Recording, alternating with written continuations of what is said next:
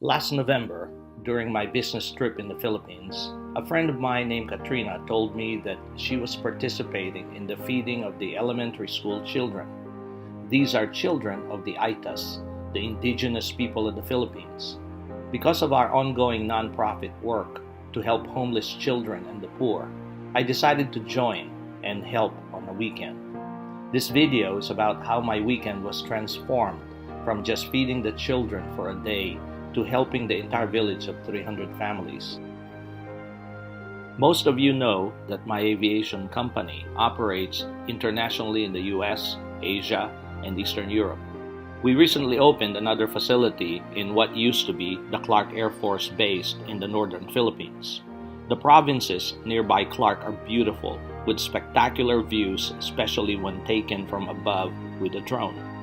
I've been visiting the new facility for the last 5 months, but little did I know that most of Clark and these provinces were buried in ashes and mud from the eruption of Mount Pinatubo about 15 miles away.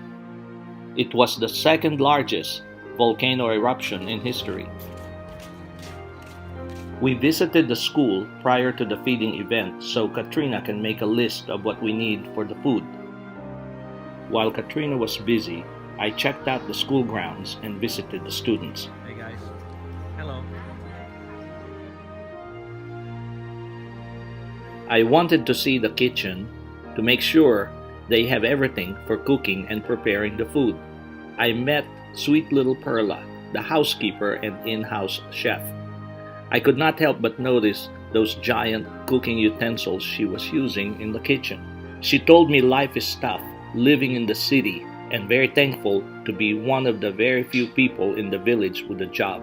She makes the equivalent of $39 per month. After this heartfelt conversation with Perla, I told Katrina and my staff that we should interview teachers, the principal of the school, and locals in the village to find out what's going on and how the people are living, and their favorite pastime.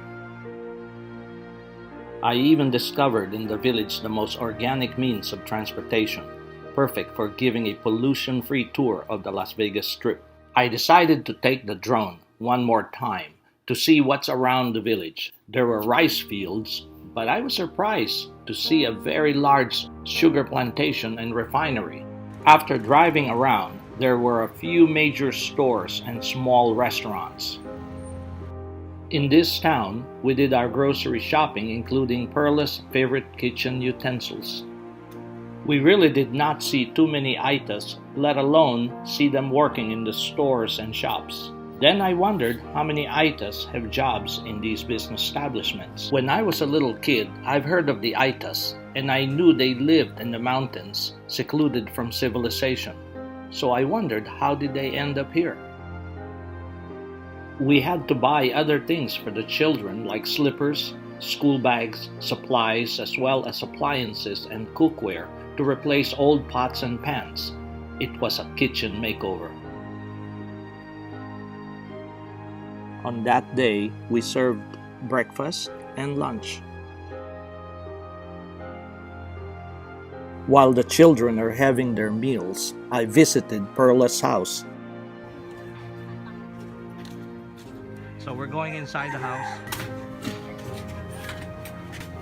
Basically all ground, it's all soil, there's no cement.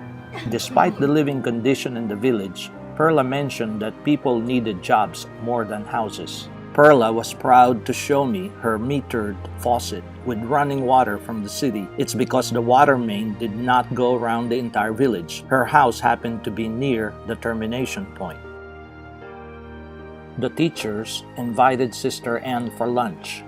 She told me that she donated the land so the Aytas can resettle here after the eruption of Mount Pinatubo. The Aytas had no place to go.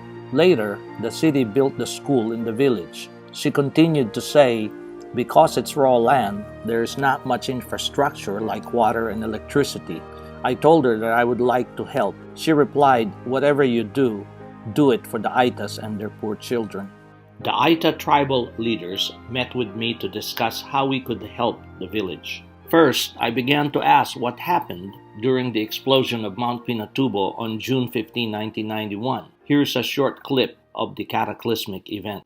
The Aytas loved and worshipped the mountain that provided food and livelihood since the beginning of time. Hours prior to the eruption, all but a few families remained because they believed that they will not be harmed since this volcano remained dormant for many years.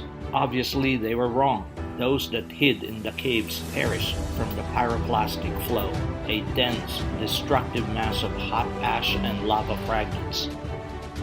They fled to the lowlands and settlement camps, but unfortunately some did not make it. Michael and 3 of the tribal leaders told me that the Philippine government approved and granted to 7,000 families ancestral domain land titles covering 40,000 acres of land on Mount Pinatubo. I wondered why the Aytas did not return to their ancestral land. I found out that they hunted and gathered food since the beginning of time. Their skills at living in the bush is nearly forgotten. Many of their languages are all but extinct, and their way of life is quickly dying out. Even though they have land, rapid urbanization has turned tiny Ayta forest settlements into virtual islands. Their nomadic lifestyle shut down as the deer and the jungle birds they hunt for food are wiped out.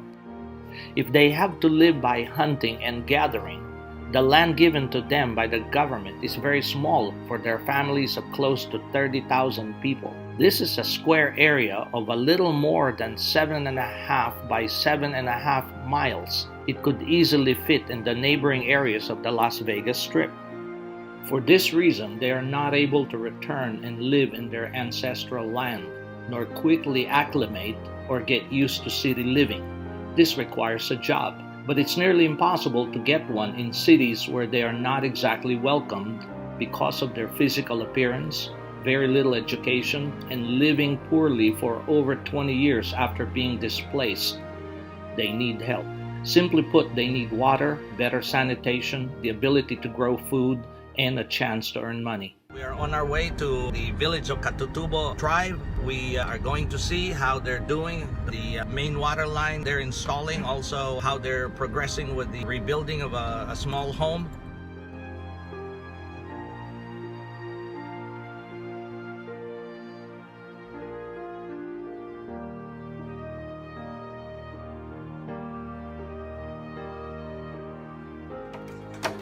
Alright guys, I'm here at the village. It looks like work has started. Pearl's house is on its way to getting rebuilt.